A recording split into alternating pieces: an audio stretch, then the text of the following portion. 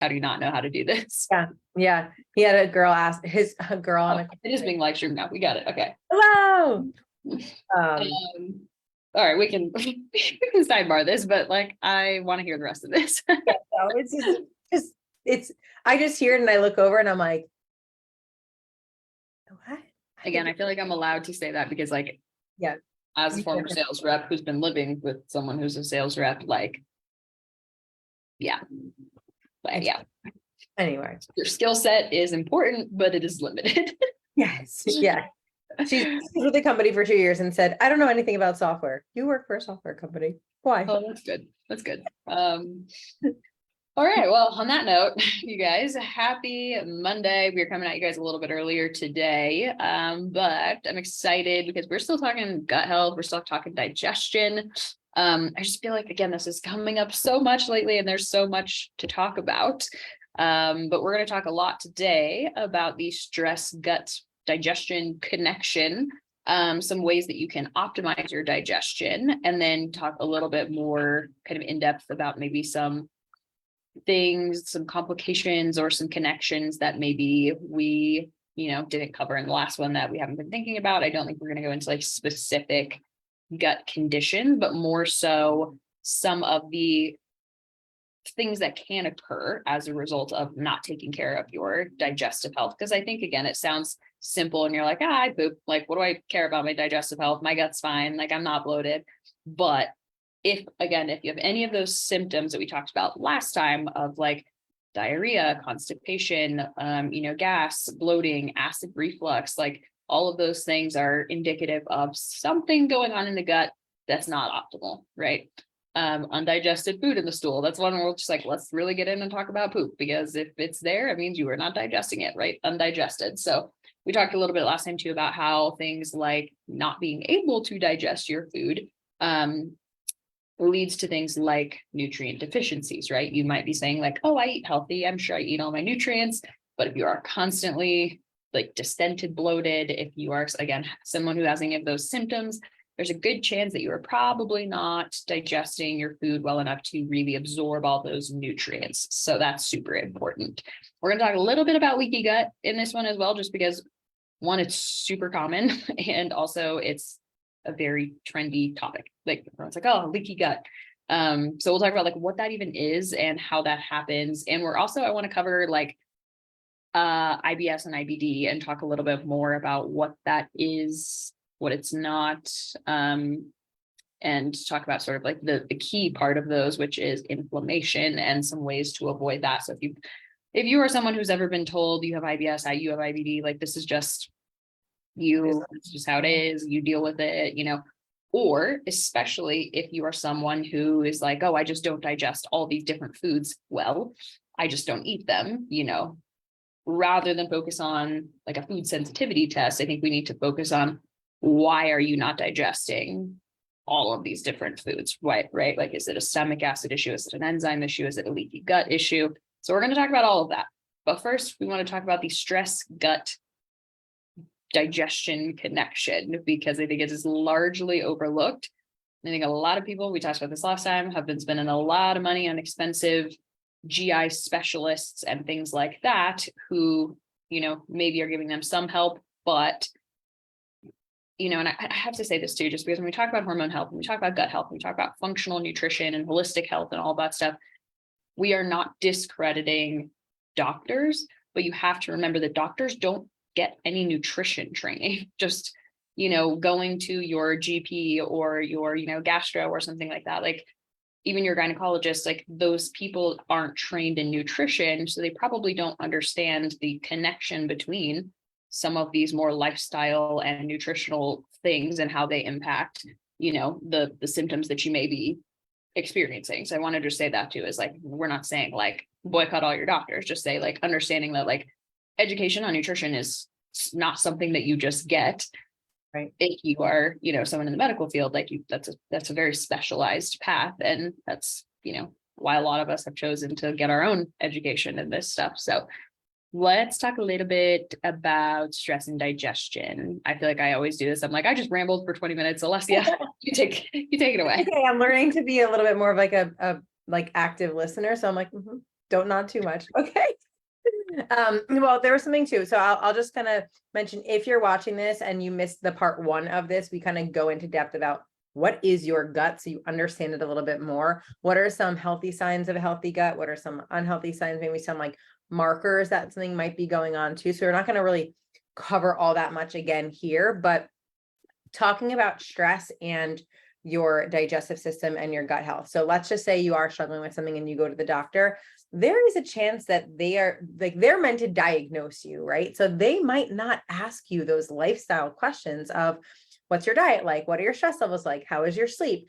And those are the things that we'll have you look at first, because a lot of the times we see this with our own clients, like who's taking laxatives or like enemas before they're going on vacations, because they just assume that I struggle with this. This is just how my body is. There's nothing I can do to prevent it. So I'm going to treat it with these like ad hoc kind of treatments. When really, think about when you're traveling, most people's digestion gets impaired when they're traveling because they're under a little bit more stress. Even though traveling is meant to be like fun and exciting, you're not getting enough sleep, you're drinking a lot more alcohol, right? Like you're not eating the same way. So there are underlying things in your lifestyle choices that you can make. I'm not telling you not to travel, but there's things that you can do like while you're traveling or while you're stressed or whatever it might be that might help relieve some of those symptoms. But the more that you know, this is like my favorite word is autonomy. I just love that word.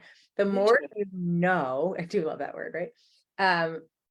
The more like empowerment you feel to make decisions for yourself versus just going like, oh, I'm going to go to the doctor and they're telling me that I have this. And like, I'm just going to start taking this over the counter thing or that prescription without really knowing the root cause of what might be creating the symptoms that you're having. And one of those things might be stress.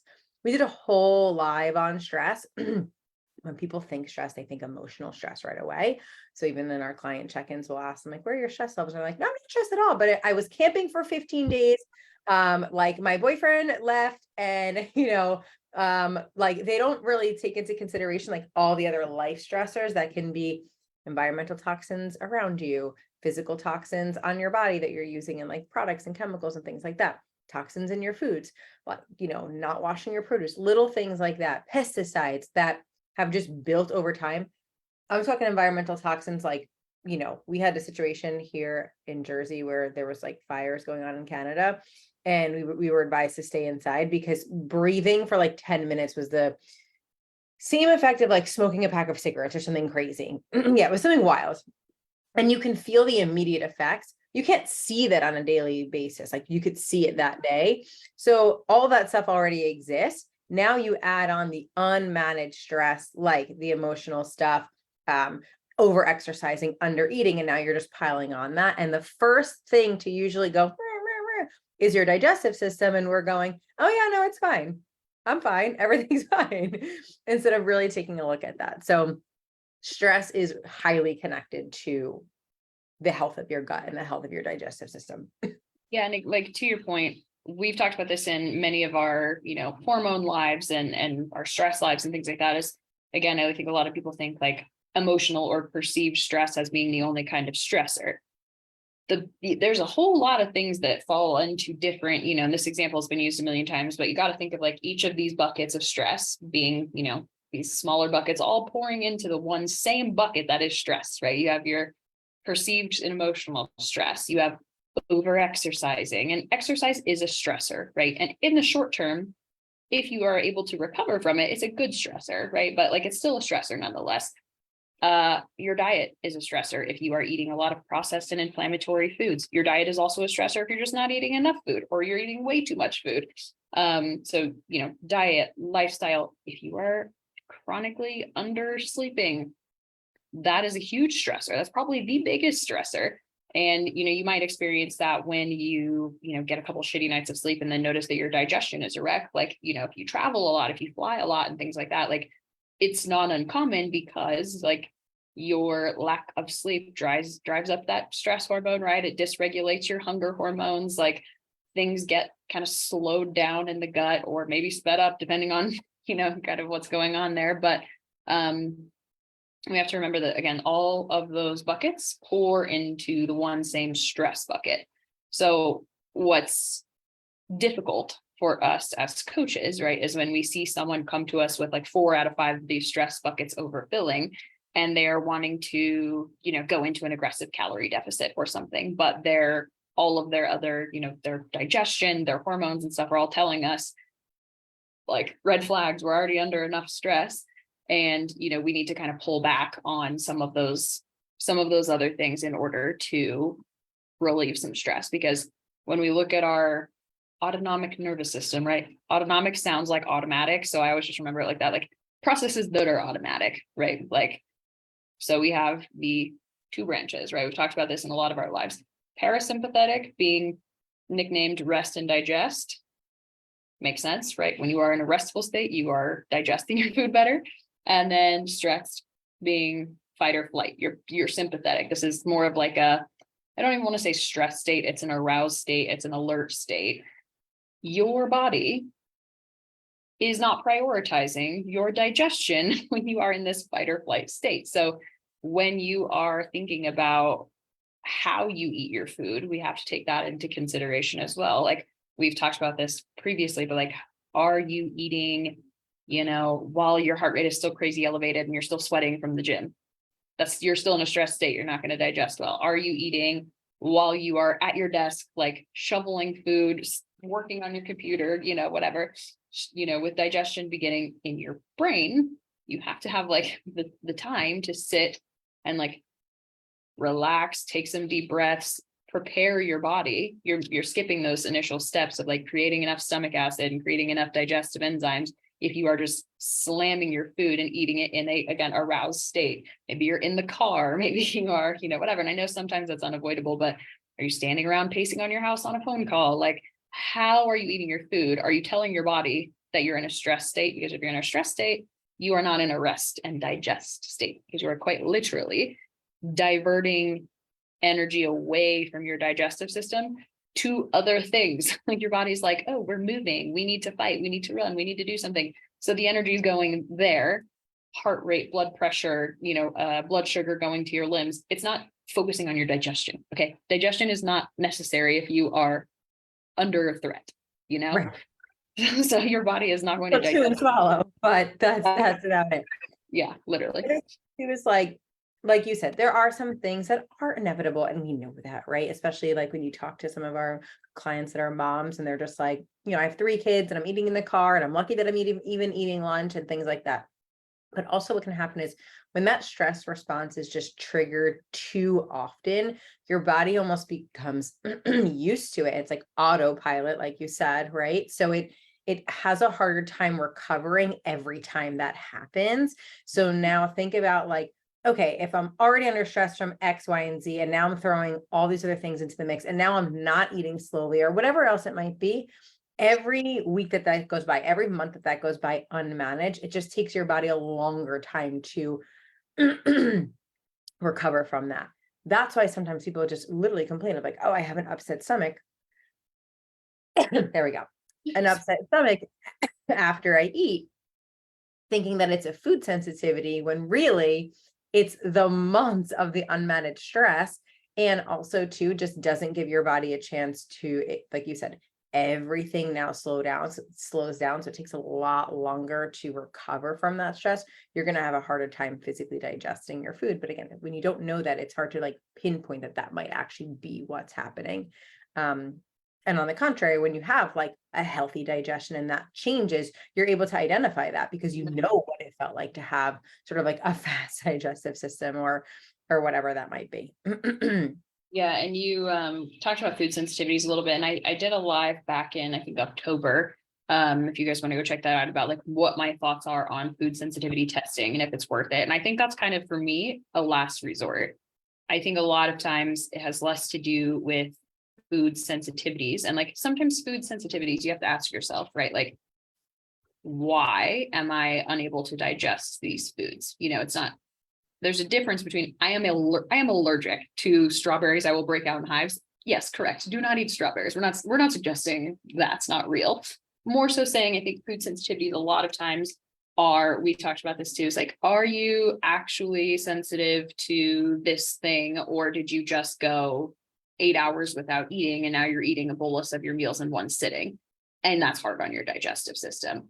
Are you actually sensitive to these things, or have you told yourself that you're sensitive to these things and these things are bad? And so quite literally eating them causes you stress.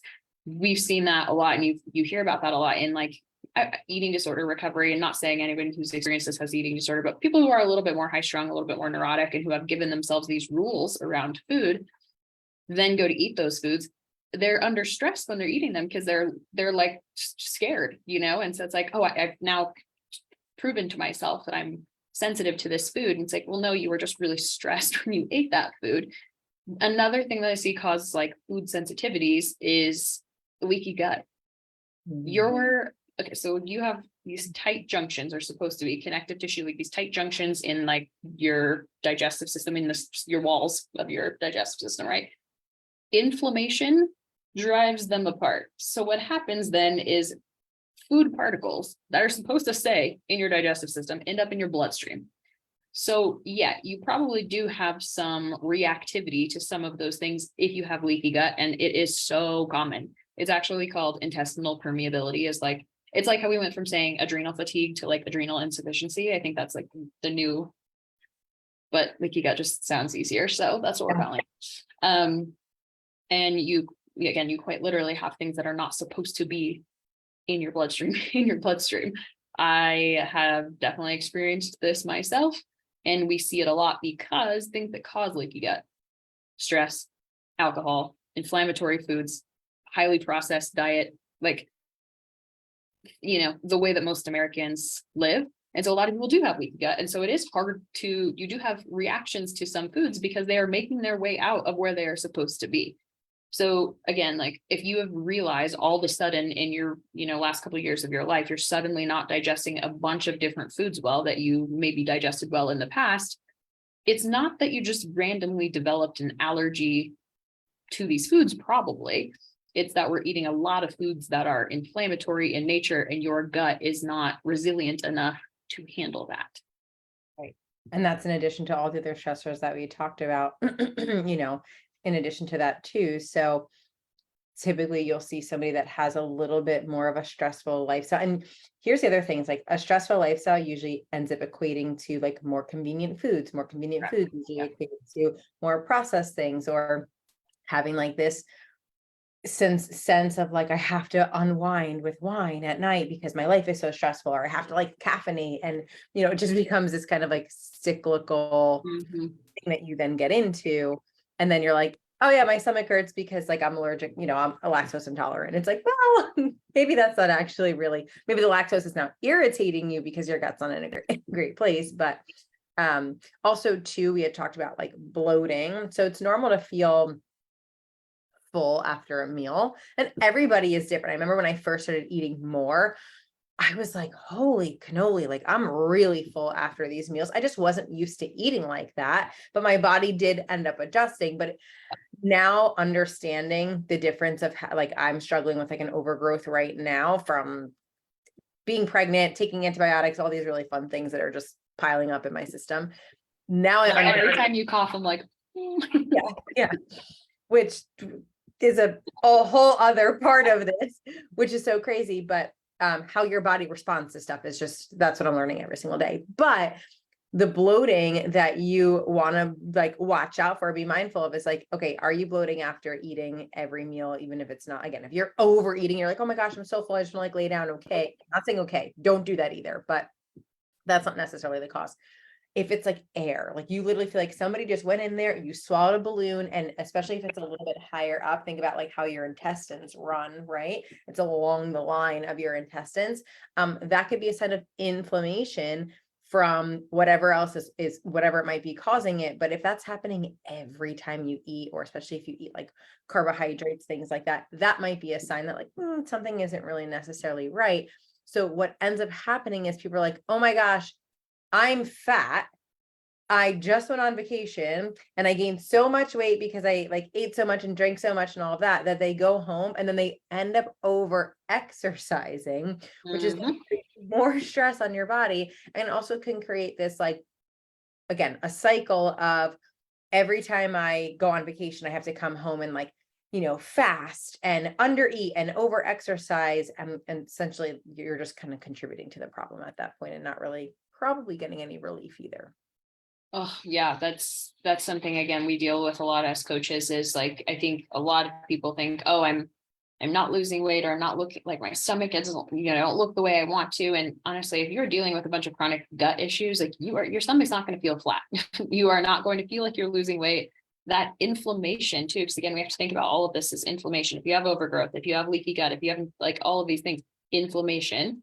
So if you are inflamed and you are bloated, you are going to have a really hard time losing weight, because that's going to reflect in how your body composition looks. So a lot of people think like, oh, I'm struggling to lose fat and have a flat stomach, so I need to add more cardio, decrease more food, when those things end up adding to the stress bucket. And you were talking about this a little bit with adjusting, right? We were saying like, oh, I'm adjusting to eating more food. If someone is used to chronically dieting, I see this a lot too. Like you've been under eating a lot, you've dieted a lot in your life. We have this, and I experienced this after competition prep, when your food gets hella low for a long time, is like things do slow down because you don't have as much coming through. So you have what's called your migrating motor complex, which is basically going through and sweeping things through, right? It's like every 2 hours or so. So what ends up happening, right, is like as you eat more food, like that all of those things kind of upregulate and they adjust. But when you are someone who is chronically bloated and chronically dieting and all of those things, you tend to go longer between meals because you're bloated, you don't want to eat. And then that actually ends up making things worse. So when people have the constipation problem, that's when I usually recommend like wait like 3 or 4 hours between meals, let things fully get swept out, because things like just like constant grazing or going long periods of time between meals is actually probably making your situation worse. So again, we see a lot of people who are like, oh, I just can't lose weight, when they have a lot of inflammation and they have gut issues, and that's actually what's preventing them from feeling lean. And then they want to eat less. And then we're kind of like in that situation where we're slowing things down more. So I think that's something to really pay attention to. And another thing that I think a lot of women do, and we always encourage the opposite, is skipping breakfast. Mm-hmm. This is one that we talk about when we talk about hormones, but it's important for gut health too, because you have to think like when you start eating for the day is when you start secreting stomach acid. It's when you start those digestive processes. If you are just kicking the can on starting that until 1 p.m. and then that pushes all of your meals back because you think intermittent fasting somehow is better. If you already have sluggish digestion, slowed gut motility, whatever, and you're putting your last meal right before bed, that's going to impact your sleep quality too, because then now you're back ending all of your meals because you didn't eat breakfast, and it's driving your cortisol up higher because you didn't eat breakfast and you probably had caffeine. So don't skip breakfast because that starts that digestive process, right? Like that's when you start eating for the day, is like those things start moving, those things start flowing. And I do again like recommend, especially for those cases of like constipation, eating every 3 to 4 hours and allowing at least 2 hours between meals, but not going 6-7 hours between meals, right? Because that's probably making the situation worse. So and I know that can be difficult for some people, especially if they're stressed. Like, yeah, it's sometimes difficult for them to be in touch with their hunger cues. I have clients who, when they're stressed, are like, I'm just super cravey and want to like eat all the time. And then, that's the flip side of that, is like, you're never giving your body a break. If your digestion is never getting a break because you're kind of just grazing and snacking. Even if you're making good choices, like you could still snack on healthy snacks, but you're not giving yourself necessarily a break, and that can cause like overeating, bloating, all that. And then the flip side is like, I'm so stressed, I have no appetite. The thought of food nauseates me, which again is like an indicator of like how your mental health is so connected to your gut, right? And so then they don't really understand, like, there's no way I can eat 3 to 4 hours because my body's not telling me to. Well, it's not that your body's broken. It's just like you're out of touch with your hunger cues because your stress is like taking over at that point as well. Yeah. And we had a conversation with a client recently about this too, of like, again, we also talked about this on the Ozempic conversation of like, why having food sitting around for a long period of time is not good for you. You have to remember, like, If you have things just sitting and you're like, again, if you're constipated and you're not going to the bathroom every day, that food and stuff is just kind of sitting in there. And that's what the bacteria in your digestive system and your gut is feeding on. So that's how you end up with these overgrowth situations. So again, it's like a lot of times it seems counterintuitive to people, which like understandably so. If you're like, oh, I'm bloated, I need to eat less, I need to diet more, whatever. It's like, okay, so now we're adding stress. We're probably slowing that gut motility down even more. And then we're in a situation where we have things sitting around longer than they're supposed to, feeding that bad bacteria. So we're probably leading to more overgrowth situations anyways. Yeah. And then let's talk about constipation for a second too, because one, you should be going to the bathroom every day, if not twice a day. Sometimes we'll hear this from clients of like, oh, I'm just, gonna grab something over the counter, or again, like before I go on vacation. And I understand not wanting to like show up bloated when you get to the Bahamas. I get that. But sometimes, and I'm not saying like, if you're really, really struggling and it's the way you feel like you're only going to get relief is by taking something, I'm never going to tell someone like, don't do it, but kind of, because there's ways that you can prevent either getting to that place, or it might take a little longer, but like getting more natural relief. And when it comes to constipation, sometimes taking those things messes with your body's like natural way of eliminating. So there was like I remember there was a huge study when I was in college of girls that were drinking skinny teas. And 5 or 10 years later, are you frozen, Shelby? I think you're frozen. Hey, you're frozen. What happened? Shelby, did I lose you? Should I keep talking? I'm going to keep talking. So let me see. Let me just message her and let her know she's frozen.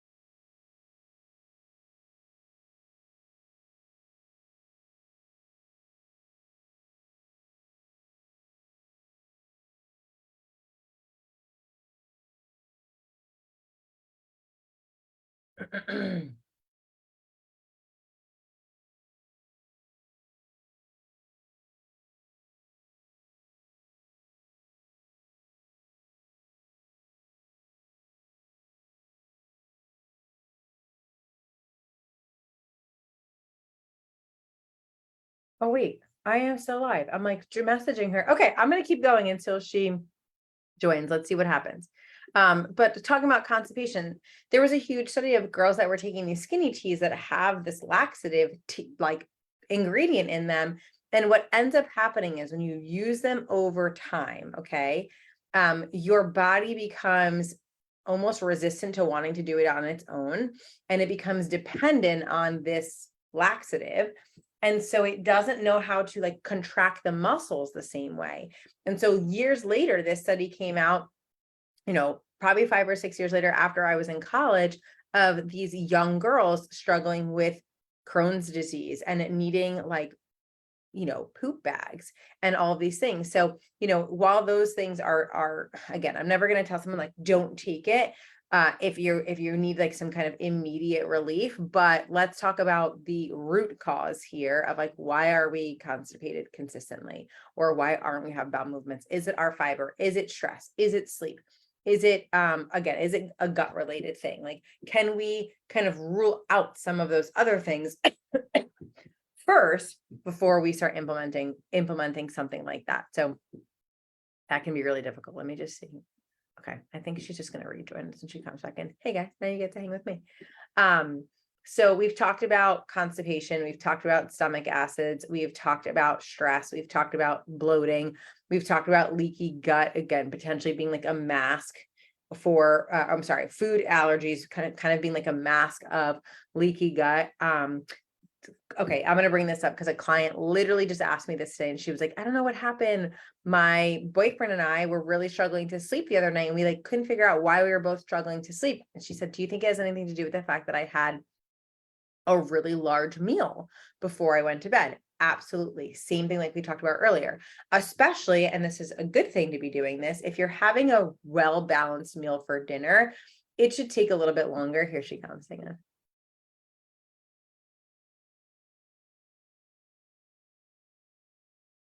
She back. Just gotta wait for her to show her face. There we Oh go. my gosh. I kept talking, so it was fine, but I was like, wow, she's like really doing a good job of like being an active I listener. cannot hear you at all. You can't hear me? Oh no. Let's go. Oh no. I just restarted my whole ass computer too. Oh Jesus. All right. It says that we're still live too. Oh, you can't. Now you're good. Okay. Okay. I was like, you can't hear me anyway. My computer had an entire fit, you guys. Sorry about that. It literally had to be completely shut down, and I don't even know what just happened. I'm literally going to get a new computer today because of this. I'm sorry. So how long did you continue for after I? Well, so I was like, okay, and then I was texting you, and I can't wait to watch the playback because I was probably like, I texted you, I realized that we were still live. Sorry, guys. I was kind of just recapping like all the things that we had covered. And then a client literally just asked me today when she sent in her check-in, she was saying how she was like, oh, this is so weird. Like Mike and I, her boyfriend, like both had a really weird night of sleep and I can't figure out what it was. And then she was like, oh, I think it may be because we ate and literally went to bed. And I was like, yes, let's talk about that. Like eating large meals before you go to bed. And again, I'm going to say this in a way, it was like, we always encourage our clients to eat balanced meals. So if you're eating a large balanced meal with fats and protein that slow digestion down in a good way, like we want that, help you break down those foods and all of that. And then you go right to bed. Think about the fact that you're trying to wind down, kind of shut things down. And your digestion is very much so still awake because it needs to digest that food. So even though it doesn't mean that you have to be going to bed with like a belly ache so full, but that you just ate like a wholesome 500, 600 calorie meal, which can be really, really satiating for somebody without being super, like overabundant. And you're going to have trouble sleeping just because it's like contradictory. Your body's like, wait, you want me to sleep, but I have to still do all this work. Yep.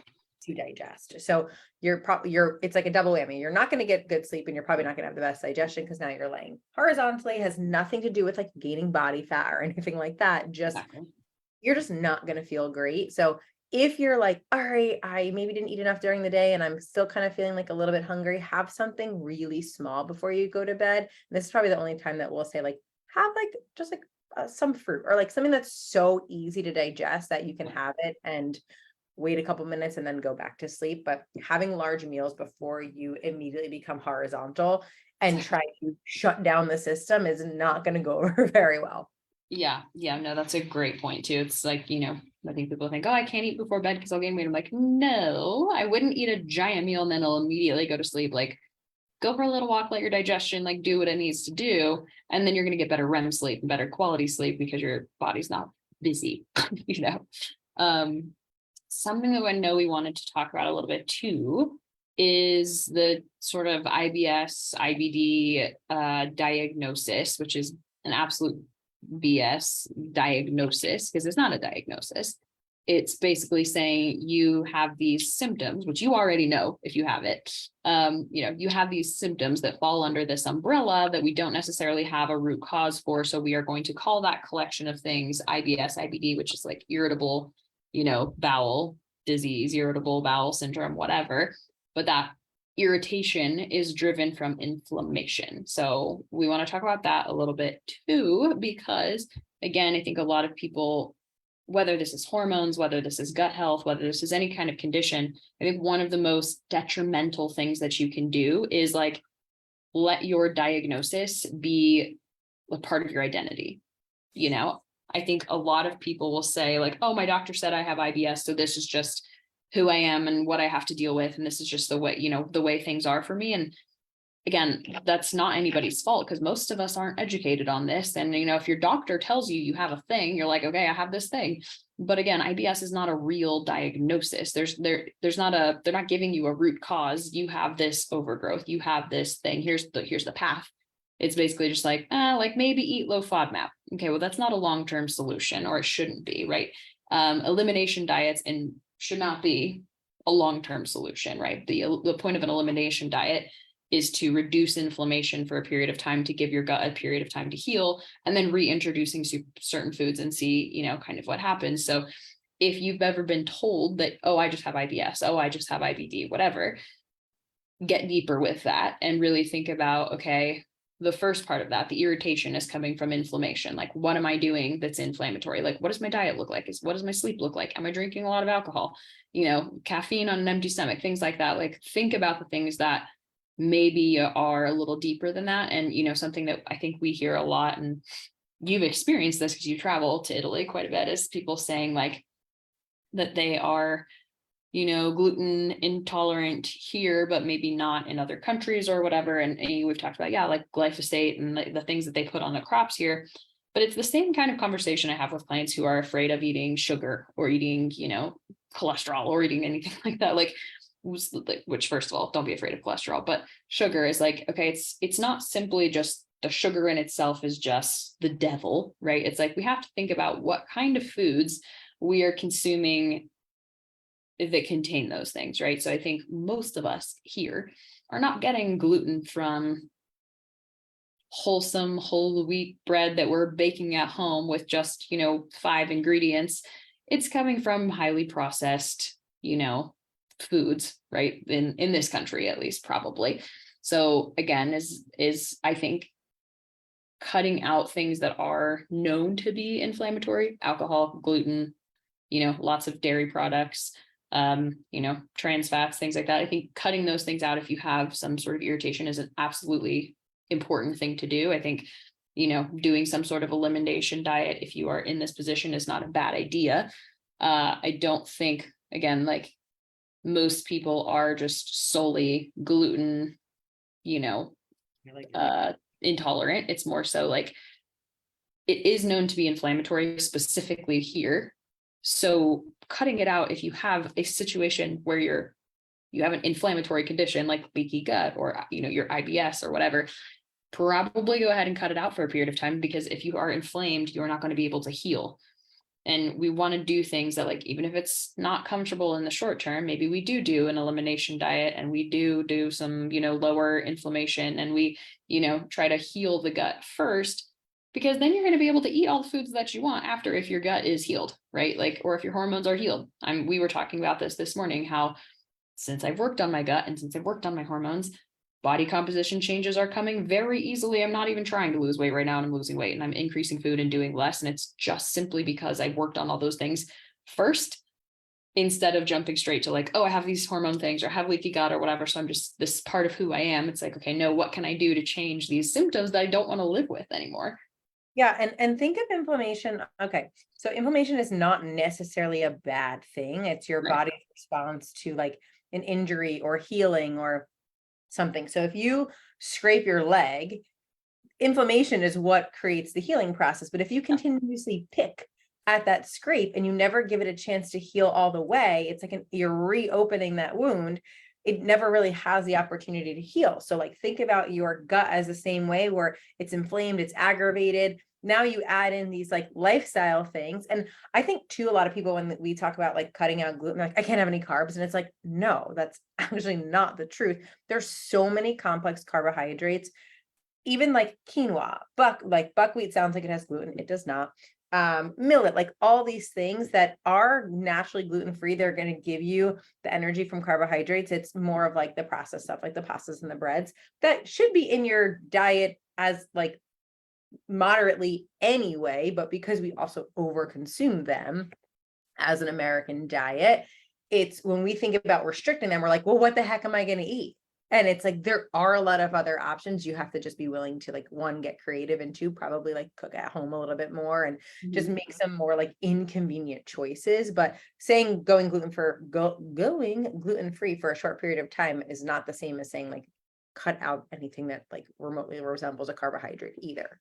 Yeah, I'm like, I eat more potatoes, rice, and fruit for carbs than I do Same. anything else.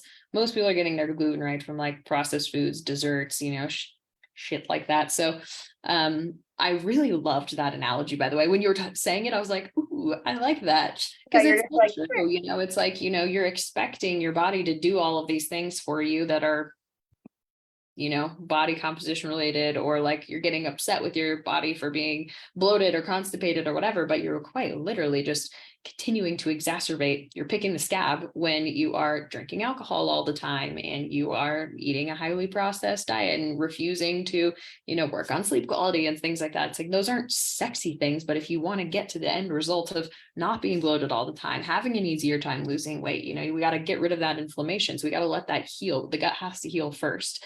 And the gut, we talked about having a huge connection to your mental health, to your hormone health, to everything else. So, damn, I feel like we covered a lot. I know, I was like, wait, what else did I want to say? Because I feel like we kind of said, again, kind of like a general conversation of, okay, we talked about what the gut was, now talking about if you're having these types of symptoms, all of these things that it might be. And I don't think there's anything sexy about talking about like gut and like microbiome and all of that. But when we think about either taking like the probiotic you see on TikTok, or, the like broom, whatever bloom, I forget what it's called, but like people always ask me about that. And it's like, my opinion on it is, what are you doing before taking this to see if you can get yourself any relief than taking like a sexy supplement that might actually just mask the problem and then ultimately, or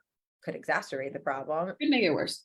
could make it worse, instead of recognizing that like it's actually your lifestyle instead versus not, and they can be like simple changes that create a very big impact. You have to just be willing to stick with them long enough to see the changes. Yeah, 100%. And we could dive deeper into specific things on like GI map stuff if you guys are interested, but that's going to be my recommendation. At the end of our hormone live, we talked about getting serum labs or a Dutch test done. At the end of this, talking about gut health, where you're like, how do I know if I have any of these things? Like, I don't know. One, like, do you have symptoms? Like, let's start there. And same conversation that I would say about the hormone health, right? Is before you go do a bunch of expensive testing, ask yourself, like, am I sleeping 7 or 8 hours a night? What does my diet look like? Am I eating balanced meals? Am I skipping breakfast? Am I super stressed? Am I eating like whole foods?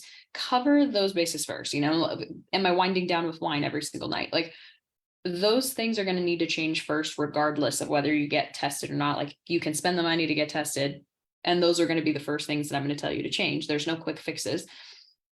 So just do those things first and then get tested. But if you're having severe symptoms and this has been something that's chronic for you with your gut health, again, same things apply. Like, take all of this that we said into consideration with your stress and the way that you're eating your food, right? Not just what you're eating, how are you eating it? Are you relaxed? Are you taking breaths before? Are you slowing down? Are you thoroughly chewing your food? All of those things, like, just tackle that first. And then I would say doing a GI map would be a really good way to get your gut health kind of tested, because it tests like large intestine, it tests, you're going to get your gut microbiome, bacteria analysis. You'll see, things like zonulin, which is leaky gut indication. So there's definitely a thorough, if you're like, who do I go to? Whatever. It's like, you can actually order a GI map all by yourself for obviously an out-of-pocket cost. And then you could take that to a specialist or to a coach or to a functional health person or to whoever. So same thing again that we said during the hormone live is like, address your lifestyle and your diet first, because those are going to be the biggest things. If you're over exercising, under eating, constantly stressed, drinking all the time, like, that's probably where your hormone and gut issues are coming from. So let's start there. And if you need help getting those foundational habits under your belt, work with a coach for 6 to 12 months. Like, I would almost guarantee that most people's gut issues, not all, because some people really have some overgrowth that I cannot help you with. Like, some things actually do require antibiotics or kill off phases or certain herbs and things. And like, not saying simply lifestyle changes will fix everything, but it will fix a lot of people's digestive issues. So Or at least you can narrow it down to say like, okay, I'm checking these boxes and this triggers me and this doesn't. Or like, I noticed that when, I mean, for me, something that I noticed last year was when I'm on my phone late at night, I actually get a stomach ache. And it's just, it's a stress response, right? That's really what it is. I get like an irritated like feeling in my stomach. So you'll be able to narrow down like what is a trigger for you, or and that means like what do I need to work more on, and then if you're able to check all those boxes and so you're still having symptoms, and like then it gives you sort of again that empowerment to look into it a little bit deeper. yeah, so true. All right, awesome guys. Sorry about the weird interruption in the middle. I am going to do what I said I was going to do, and I'm going to post the really good lives that we do as podcast episodes, because I know a couple of you guys have asked for that because you're like, I need to be able to listen to this while I'm on a walk or whatever. I will edit out the long pause of my entire computer restarting mid live. Like because it's really, It was like my computer keeps telling me I'm running out of disk space, and it like gets, which I'm like, I don't, anyways, as opposed to just trying to figure out how to solve the problem is I'm just buying a brand new computer with a ton more memory and disk space. Apparently, like I don't know how to fix this otherwise, but I can't deal with it anymore. So that's fair. Thank you guys for being with us. Bye. Check you next time.